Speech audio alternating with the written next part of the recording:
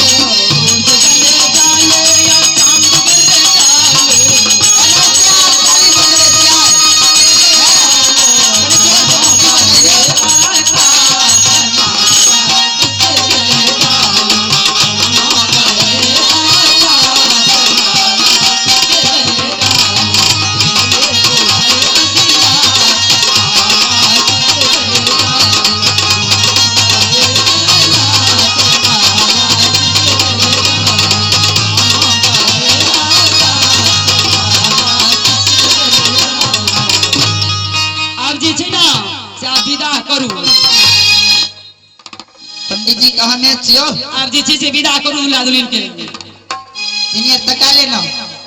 मन विदा करबी लोहा के बेटे अंगना बहार नैना से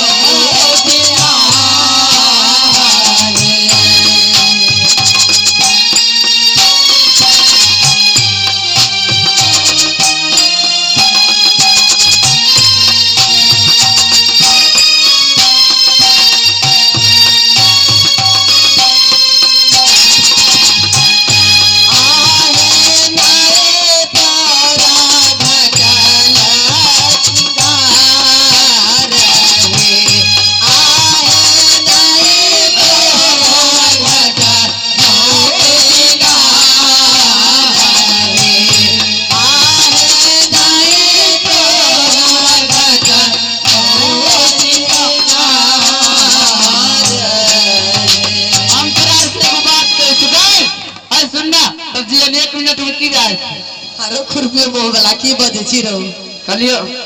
हमर महाराज चल गेले हमर महारानियो चल गेले तोरार के हमरा गोर लगाए दे भीख नहीं तोर कर्जा तर्जा देवे रखने गारा में गमती लगा नगद देवे के लिए 11 लाख रुपया हमरा घूस देबी तब ना साफे ना कोनो बात नहीं या मौका मौका छो